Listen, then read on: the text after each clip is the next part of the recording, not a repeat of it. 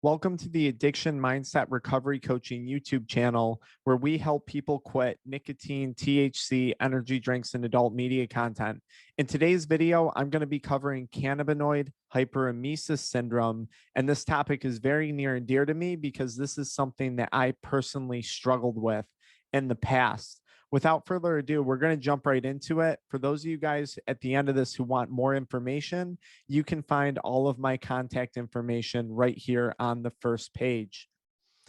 What is cannabinoid hyperemesis syndrome, abbreviated as CHS? This is a condition that leads to repeated and severe bouts of vomiting. This is typically seen in cannabis users. Now, it's been said that this condition only affects people who have been using cannabis for prolonged periods of time. But I'm going to tell you guys today, this is absolutely not the case. This has been reported in users who have only been using for a very, very short duration of time. So please understand, you don't have to be a chronic cannabis user in order to be impacted by CHS. The onset of symptoms usually have a delay of several weeks, months, or even years. For many people who experience this, they probably had symptoms very early on or at some point during their cannabis use, which we're going to talk about in a little bit, some of the warning signs, and didn't even realize that they were on their way to developing cannabinoid hyperemesis syndrome. And it's very important to understand the symptoms of CHS. They can come and go between intervals of smoking. So this isn't something that you have in many cases 24/7. There's times where users will have periods where they feel good, followed by periods of extreme illness. What are some of the symptoms of cannabinoid hyperemesis syndrome? Intense and persistent nausea and vomiting. The vomiting that occurs is usually violent and sudden, and some people are vomiting up to 5 times an hour. I mean, I'm talking, you are just throwing up stomach bile, stomach acid. Very, very bad. And guys, we've actually seen people vomiting so violently that it results in neck pain and low back pain and increased physical pain from really, really intense bouts of vomiting. Abdominal pain is a common symptom. Muscle aches and pains, also known as myalgia. Headache, usually due to dehydration and intense vomiting. Kidney dysfunction and possible kidney failure. There are reported deaths of people who have suffered from cannabinoid hyperemesis syndrome due to kidney failure and extreme dehydration. Nausea, and this one's really important, especially when it comes to people experiencing this in the earlier stages. A lot of times people will say, well, I'm nauseous in the morning when I wake up, so I smoke weed, the nausea temporarily goes away, and then I'm able to eat. This might be one of the first symptoms of CHS, and this symptom can persist for years before it turns into full-blown CHS. That's the point that I was kind of stuck at. Many people who experience this feel the urge to take hot showers and hot baths. This seems to be one of the only things that relieves symptoms. Muscle spasms and weakness. Guys, I had horrible muscle spasms in my biceps and my legs and my stomach, my eyes twitching, spasming, and so much weakness. I used to be an avid weightlifter, someone who was really into exercise, and this just totally destroyed that for me. Extreme bouts of fatigue and electrolyte imbalances, usually due to the dehydration. And keep in mind, electrolyte imbalances can result in heart issues, irregular heartbeats, arrhythmias. Electrolyte imbalances are a very, very serious condition. What causes cannabinoid hyperemesis syndrome? We don't really know. The going theory is that it has to do with a possible overstimulation of your endocannabinoid system, which could result in a downregulation of your endocannabinoid receptors. I don't want to spend too much time on this, and I have another video linked in the description below that talks more in detail about your endocannabinoid system. But in short, you guys have to understand your body makes its own cannabinoids. THC is a phytocannabinoid. found within the cannabis plant. Your body makes its own THC, but when you're smoking a lot of cannabis from the cannabis plant, your body will stop making its own. There's a down regulation of its production, and this can result in an overstimulation of your endocannabinoid system. When you have too much cannabis, things can go very, very, very wrong. Genetics may play a role, stress may play a role. At the end of the day, we don't really know. And we don't know because honestly, guys, cannabis has been a Schedule 1 substance for such a long period of time. We've never been able to get good clinical trials or good literature on the benefits or the extreme negatives of cannabis use. A common myth, a lot of people will contact me and say, well, just don't buy dank vapes, don't buy street carts, don't buy street weed. This won't happen to you if you use medical. And that's absolutely not true. We see this in people who use edibles, people who use carts, both medical grade and black market, high potency dabs, especially high potency herb being consumed in the form of a vaporizer, butters, foods, things like that. And I want to emphasize something. This syndrome can be triggered or flared up by any form of cannabis. So I don't care if it's CBD oil, I don't care if it's Delta 8, Delta 10, Delta 9, whatever the next Delta is, CBG, CBN, any form of cannabis can trigger cannabinoid hyperemesis syndrome attacks. Now, I listed the things in order of what we see in our offices leading to CHS. We got a lot of users on carts. I used a lot of carts, too many carts. And this is the order that we see them in. People use carts, seem to have more problems. Again, the high potency dabs, edibles, big problems, guys. Possible complications of cannabinoid hyperemesis syndrome. And this is very important to understand because when we're working with someone to get better, a lot of times we're not just managing the cannabinoid hyperemesis syndrome, but we're also focusing on all the other problems that are a result of it. One of the biggest ones being malnutrition and weight loss, dehydration and kidney failure, which obviously you belong in an emergency room if you're dealing with that. Tooth decay from the excessive vomiting and acid. This vomiting and acid damage can also lead to esophagitis. This is where you have an inflammation of your esophageal tract. Delirium or confusion, which can happen from dehydration, extreme fatigue, dizziness, fainting, seizures, rapid heart rate, depression, and anxiety. I'm going to talk about addiction in a minute. But you have to understand your endocannabinoid system is like a master regulator for all your other systems.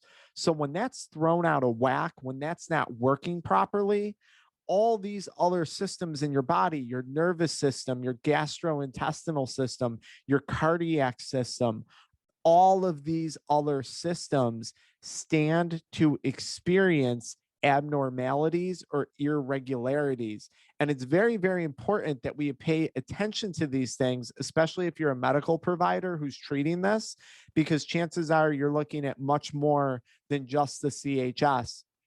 And I want to say something very quickly. The only cure for this is quitting cannabis. And I understand and I'm compassionate to the fact that a lot of people suffering from this are also struggling with cannabis addiction. That was the case for me. I have an entire YouTube channel dedicated to helping you guys with cannabis addiction and quitting cannabis. Mind you, many times when it comes to CHS, not only is the person dealing with CHS, but they might be dealing with some degree of a post-acute withdrawal symptom from cannabis withdrawal, which is very physical and psychological in nature. So there's 3 phases when it comes to CHS. Phase 1 is the prodromal phase. This usually involves abdominal pain and morning nausea. You might have an urge to vomit, but you might not actually be vomiting. The person is usually under the impression, and this was me, that consuming more cannabis makes them feel better. And temporarily it might, but the cannabis is the cause of this. It's the cause of these problems. The person tends to fail to realize the potential disaster that lies ahead. And people can spend years in this phase before it advances to the next phase, being the hyperemetic phase, meaning the vomiting phase. Overwhelming, violent vomiting. There's usually a natural avoidance of certain foods, alcohol, caffeine, chocolate, black pepper, foods that naturally contain cannabinoids. At this point, the individual is usually taking multiple hot showers a day. It seems to be one of the few things that relieves the symptoms of CHS. Again, we're usually dealing with, at this point, weight loss and malnutrition. And I want to be very clear on something. If you've been struggling with malnutrition for a prolonged period of time, please speak to your physician, because at this point, if we have someone who's been suffering with this for a few years and they're severely malnourished, we want to be looking at bone density testing. Perhaps due to malnutrition, they've now developed osteoporosis or other types of pathological conditions resulting from the extreme weight loss and malnutrition. Common misdiagnosis at this point, especially in females, is anorexia. And phase number 3, this is where we can kind of celebrate a little bit. This is the recovery phase. This is where the person has stopped using all forms of cannabis, no CBD, no Delta 8, no Delta 10, no THC acetate. They stopped all cannabis. And the symptoms usually resolve somewhere within a few weeks to a few months. We tell people, be patient. I've had people testing positive, especially my people who are using carts, where they're still testing positive for THC 90 days after ceasing use of cannabis products. So please be patient. How do we know if it's CHS? And this is very important because your physician is going to want to take time to rule out possible other conditions that you may have going on. Maybe there's a Crohn's disease, maybe there's a gluten issue, perhaps there's a pregnancy at hand.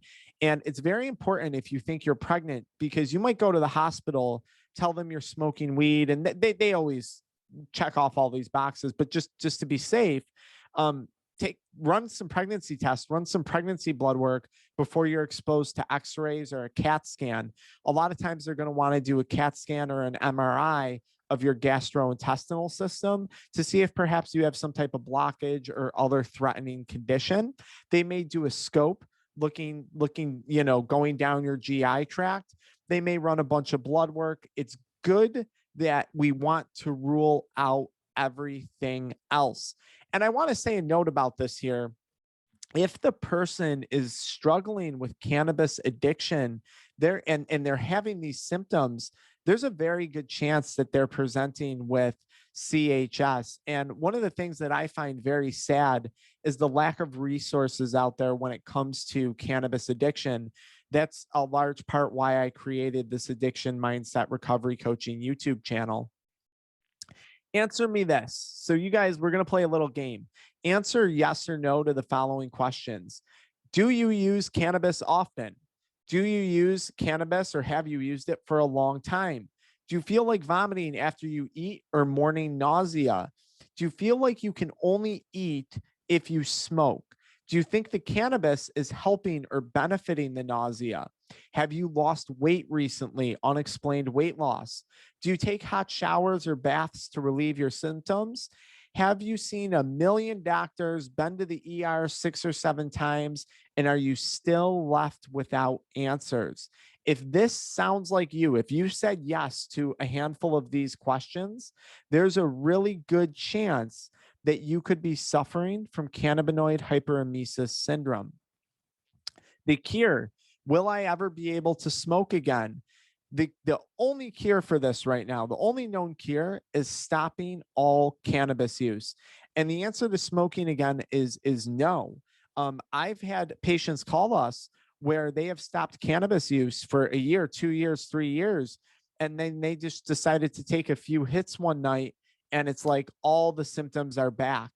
There is speculation that due to these higher potency cannabis products that we have access to nowadays, that there is a permanent change that occurs within the endocannabinoid system. This is not yet proven, but How else could we explain why someone who's quit for years and feels good then smokes one time and has a flare up? And I want to emphasize something to you guys. If there's people and you're in groups on Reddit and Facebook, and people are saying, oh, I can use again moderately, I can use again here and there, ignore that.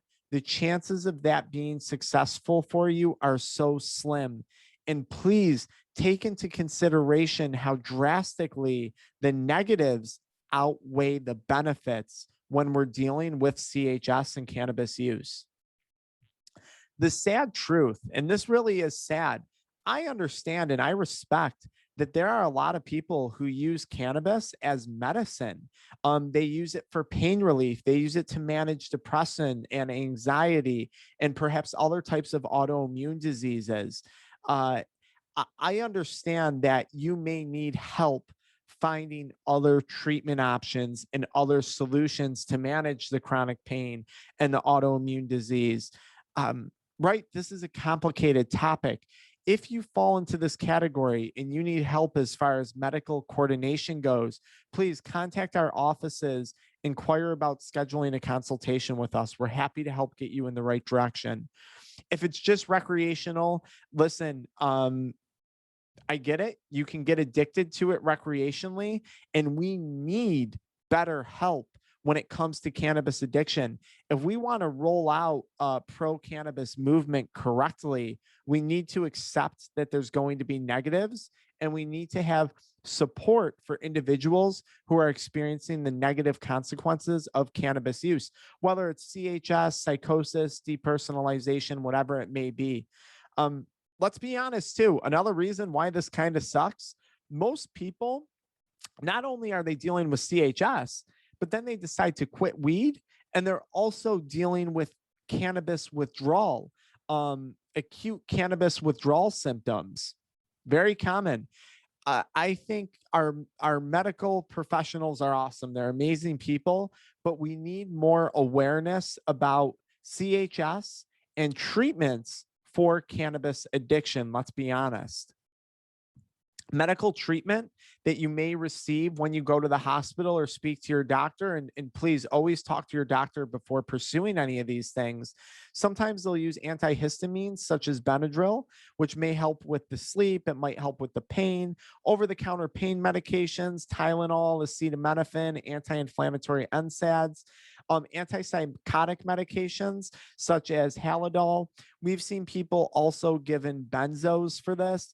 You know, guys, a word of caution, I guess. If you don't need this, if you can persist and you can get through this, this is my advice. This is not medical advice. This is my opinion. We don't yet know how these medications interact with your endocannabinoid system. And I believe when you have CHS, your body is trying to rebalance your endocannabinoid system. Your body has an incredible ability to heal itself. So I want you to be very cautious of the pain medications and ask questions about what they're giving you if they take this route, because I don't know if we have a good idea of how these medications interact. But of course, if your physician feels this is the right move for you and they're comfortable with this treatment, by all means, adhere to their recommendations. Capsaicin creams for pain relief, IV hydration therapy is another great thing. Anti-nausea medication. And I expressed to you guys my concern as far as medication use goes. And a warning on capsaicin cream: if you're lathering your body in pain relief creams, don't then go take a hot shower right after, because that can cause some like burning on your skin and weird symptoms and weird rashes. When should you go to the ER? When is it an emergency room situation? Certainly, if you're experiencing dehydration, get to the ER, guys. Your kidneys can shut down. If you're feeling back pain, it might be from vomiting. It might be kidney pain. Okay. Please get that looked at. If you're vomiting blood, if you have dark tar colored stools like poops, if you have dark or tea colored urine, if you're fainting, if you have sudden confusion, you're delirious, you're experiencing delirium, you're not making sense, this could be a symptom of severe dehydration or something else. Please go to the emergency room if you're experiencing this. Do not hesitate to go there. and talk to the doctors. Tell them that you use cannabis. Tell them that you're worried it's cannabinoid hyperemesis syndrome. And if that doctor is not familiar with it, make sure you speak to a doctor that is. What can you do at home? Maybe you're not always going to the ER, especially if you're experiencing constant attacks and you've been to the ER 6 times and you know how that ends. Well, step number one is quitting cannabis forever. And again, I don't say that lightly. I have a million videos on this channel dedicated to helping you develop the right mindset for quitting cannabis. You need to give this at least 30 to 90 days before you get a fair chance. We've seen people quit for 20 days and still have CHS attacks. Be patient. I've had people in our offices testing positive for cannabis up to 90 days after ceasing use. We need the THC to clear out of your system. Stay hydrated. You have to stay hydrated. I talked about the severity earlier of electrolyte imbalances, and staying hydrated is crucial. I've seen users on Reddit and Facebook groups, which I'm going to tell you about in a little bit, the groups, make ice cubes out of Powerade and Gatorade. I recommend sugar-free, but each to their own. And then they'll just kind of suck on those daily to keep the hydration up. You need more than just plain water. Speak to your doctor about using Benadryl that might help with sleep, and speak to them about some of the other possible medications we mentioned. Be aware of trigger foods. A lot of people, when they develop CHS, they quickly realize that there's certain foods they have to avoid. Caffeine, alcohol, other things like spicy foods, chocolate, black pepper. I recommend avoiding all of those things. You can do a simple Google search of foods that contain endocannabinoids in them, or cannabinoids. Consider adding a magnesium supplement. Just be careful. I recommend looking up something called Comfort Magnesium, or there's another product out there called CALM, CALM magnesium supplement. Sometimes magnesium can lead to stomach upset and gastrointestinal irregularity. So Comfort Magnesium or CALM, those are both good ones. The form of magnesium that you're taking matters. And then, of course, taking hot showers or hot baths seems to provide relief at home. What else can you do at home? You have to focus on nutrition. Have to focus on nutrition. We have to get you a proper refeed. Okay. I recommend things like fruits, blueberries, blackberries, raspberries, strawberries, plantains, bananas. These fruits are full of micronutrients. You're going to get a little blood glucose spike, so that should help you to feel a little bit better. I would recommend trying to eat healthy fats in small quantities, because fats are a little bit hard. Fats and proteins are a little bit hard to digest. I did well personally with like sun butter, almond butter, cashew butter, some of the nut butters, right? You take a tablespoon of that, you get like, I don't know, 10 to 18 grams of fat. That's going to be a good thing. I recommend thinking plain Jane when it comes to food. Plain white rice with maybe some butter, baked potato with maybe some butter, or a sweet potato with perhaps some butter.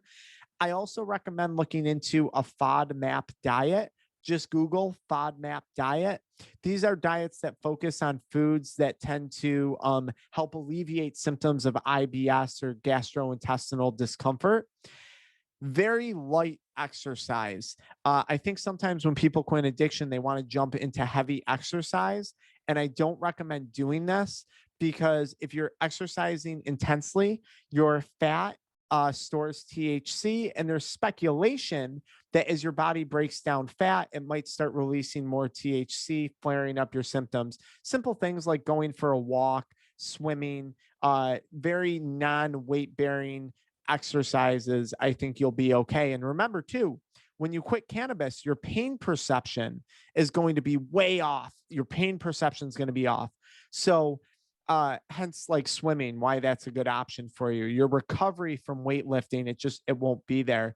Be patient, focus on sleep, and consider talk therapy. I think talk therapy is one of the best things you can do if you're suffering from CHS. Just being able to talk it out, realize that you're not going crazy, understanding and having someone else acknowledge what you're going through and how real and how severe it can be extremely comforting during this time. Join support groups. Guys, I put all the links to these support groups in my video description below. There's the CHS recovery group on Facebook. There's the CHS awareness group on Facebook. There's the R Leaves on Reddit. This is a forum dedicated to quitting cannabis. There's the group Marijuana Anonymous, very similar to Alcoholics Anonymous or Narcotics Anonymous. And then, of course, we have our Addiction Mindset group coaching recovery program. It's $24.99 a month. You go to our Addiction Mindset YouTube channel, click the join button found anywhere on our channel videos or on our channel homepage, and you're automatically signed up for weekly live calls with myself and a group of people. Check out the videos on quitting on my website. I put a bunch of video descriptions for you guys on quitting cannabis in the video description below, as well as a playlist that goes into more detail about CHS, the foods you can focus on eating, your endocannabinoid system, and all good things like that. Okay, that sums up this episode of Dr. Frank's CHS PowerPoint presentation. I hope you guys found it beneficial. Again, if you need more help, feel free to contact our offices to inquire about consultation costs. We're happy to help you out. I'll talk to you later.